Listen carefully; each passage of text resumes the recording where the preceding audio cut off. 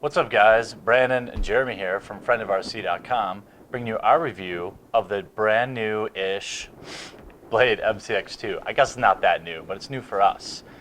And if you haven't noticed, we've launched a flight channel, RC Flight School, which Brandon mostly manages. I just sometimes hold the camera for him.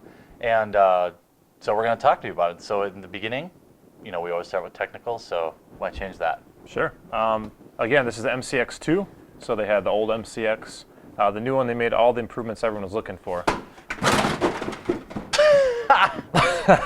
There went our scout, but oh well. Most importantly, after I knocked everything off the table, beefing it up. So they got a little thicker upper hub here to help hold the blades on and the fly bar. They got a little more powerful motors, the full body. The old one had a half body on it. And there's a little blinking LED light so you can fly it at night. It's kind of nice.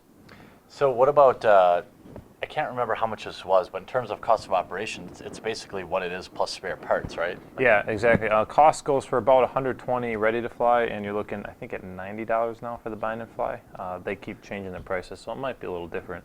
And then, yeah, these are, honestly, I sold one to my brother last Christmas, and he hasn't broken apart yet, barring that he follows the right rules. Cutting the throttle before you hit the ground. They make these extremely durable. The cost of operation can be very low if you treat it right, because the blades are flexible. The landing gear is very flexible, so it's made for beginners, made to be bumped around. It's so light that it just kind of bounces around when you crash.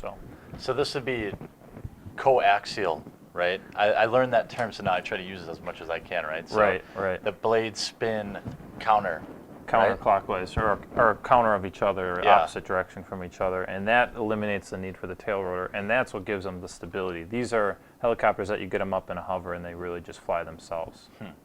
So in terms of value, I know a lot of people are generally familiar with like the mall kiosk helis as an entry level, and we know that Blades come out with their Scout, which is like a more affordable option.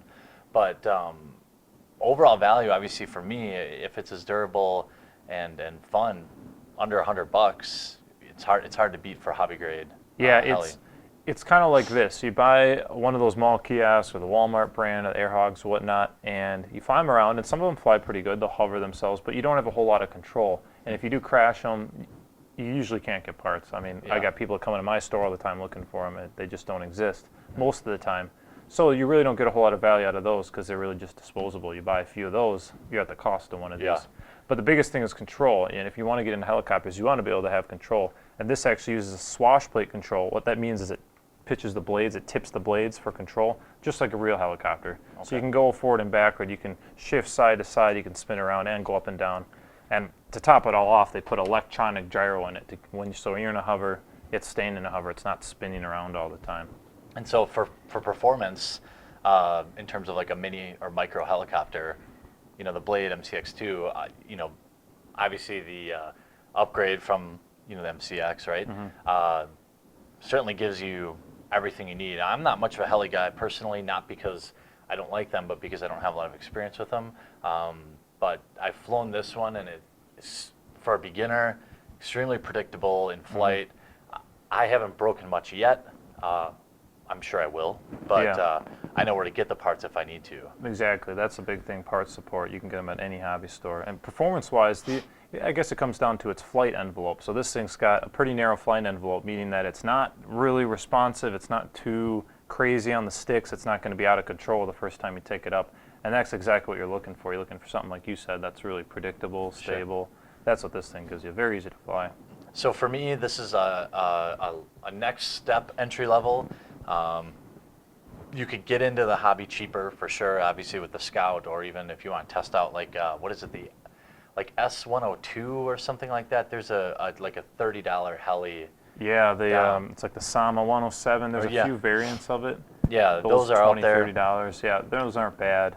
Yeah, so anyway, so like by next level entry, I mean, like if you want to get in, but you want to have something that's going to be decent, it's like the difference between your first short course truck being like an Exceed, which is fine, or just like jumping in and getting a Slash. It's not, It's just nicer. Yeah, it's like you want to take that intermittent step and knowing that you're probably going to throw it away and never play with it again, or go right to the good stuff. I mean, I've been flying helicopters for many years now, and I still thoroughly enjoy flying these because they're so precise and accurate. You fly them indoors, can you land on that? Can you go through that?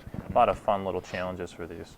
So in terms of going back and buying it again, I think we're both in agreement that we would. Yeah, I absolutely love this thing. I buy a couple of them, and we have now essentially with the Force helis that we're going to review later. Yeah. Show you guys what those are all about, but it's a lot of fun. Yeah, I'd absolutely buy it again. So if you have any questions about the Blade MCX2, you can post them up in the comments down below, or you can shoot on over onto our friendly forum, our happy forum, our no jerks forum at rcnightmare.com/forum. Thanks, and we'll see you soon. See you guys.